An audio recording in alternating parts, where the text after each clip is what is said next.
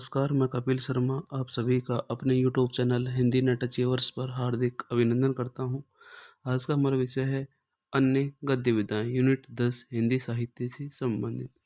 उसमें हम ठकुरी बाबा करेंगे जो महादेवी वर्मा द्वारा रचित है। इसके कुछ महत्वपूर्ण अंश हैं, उसके बारे में हम चर्चा करेंगे।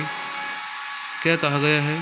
महादेवी वर्मा का जन्म 1907 से 1987 में होता है। 7 में जन्म, 87 में मृत्यु। पुरस्कार कौन कौन से हैं? 1934 में सर्वप्रथम नीरजा काव्य संग्रह पर शेक्सपियर पुरस्कार इनको दिया गया।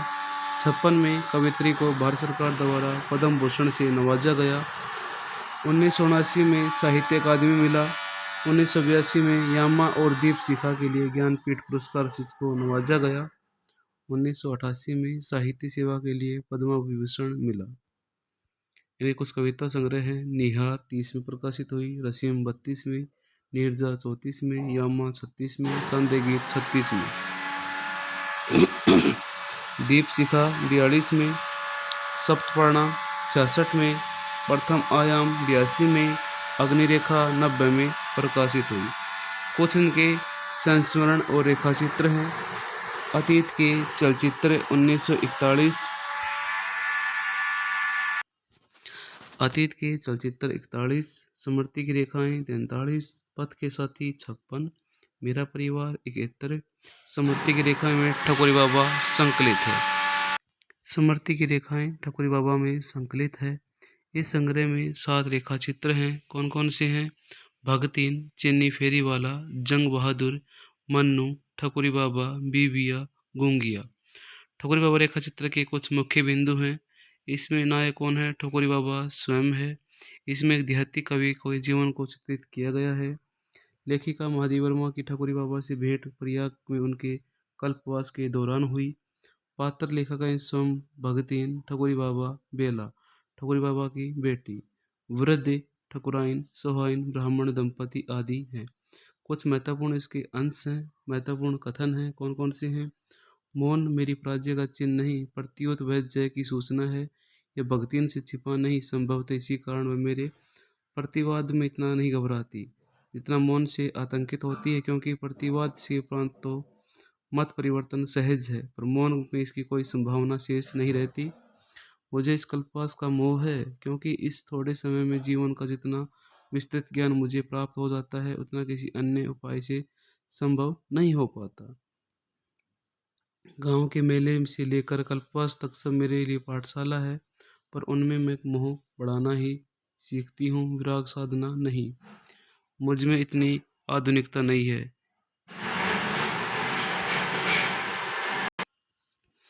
गांव के मेले से लेकर कल्पवास तक सब मेरे लिए पाठशाला है, मैं इनमें मैं मोह बढ़ाना ही सीखती हूँ, विराग साधना नहीं। महादेवी खुद अपने बारे में बता रही है।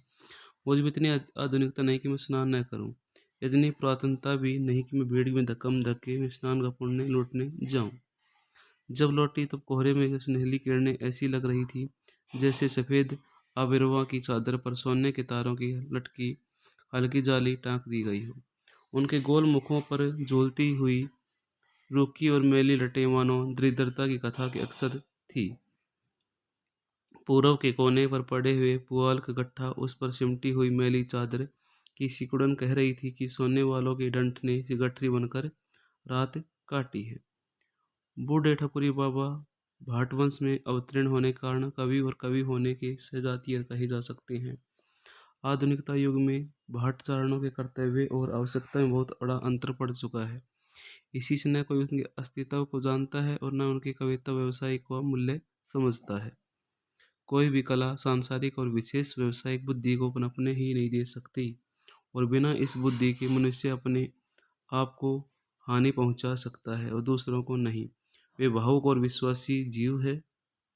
गांव का जीवन इतना उत्पीड़ित और दुर्भय होता जा रहा है कि उसमें मनुष्यता को विकास के लिए अवकाश मिलना ही कठिन है।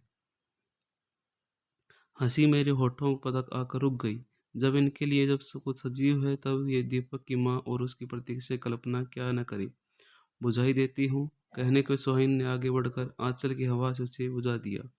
बेचारी को भय था कि सहराती शिष्टाचारहीनता के कारण कहीं फूंक से ही न बुझा बैठूं। कभी भी हार न मानने की शपथ लेकर बैठते हैं। वह नहीं सन चाहते तो इसे सुनिए, ये मेरी नवीनतम कहती है, ध्यान से सुनिए। आदि आदि कहकर वह पांडव की तरह पीछे पड़ जाती है। कवि कहेगा ही क्या यदि उसकी इकाई सब की इकाई बनकर अनेकता पार सके। श्रोताएं सुनेंगे ही क्या यदि उन सब की विभिन्नताएं कवि में एक नहीं हो सकती।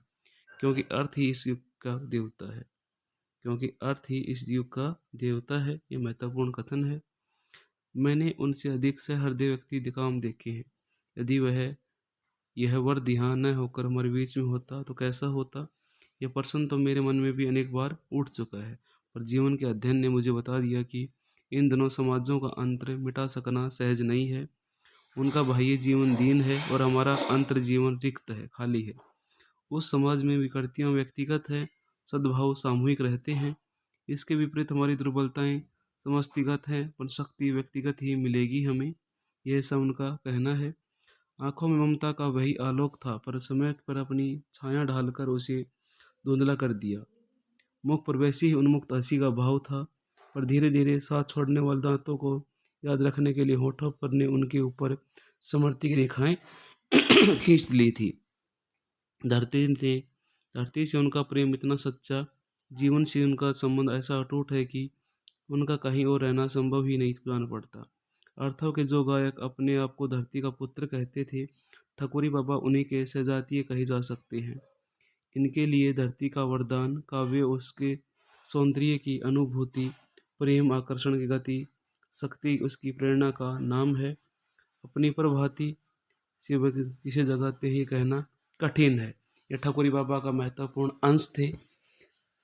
कल हम किसी अन्य गतिविधि पर चर्चा करेंगे। तब तक के लिए खुश रहिए, मुस्कुराते रहिए, जीवन में आगे बढ़ते रहिए। जय हिंद, जय भारत, जय हिंदुस्तान।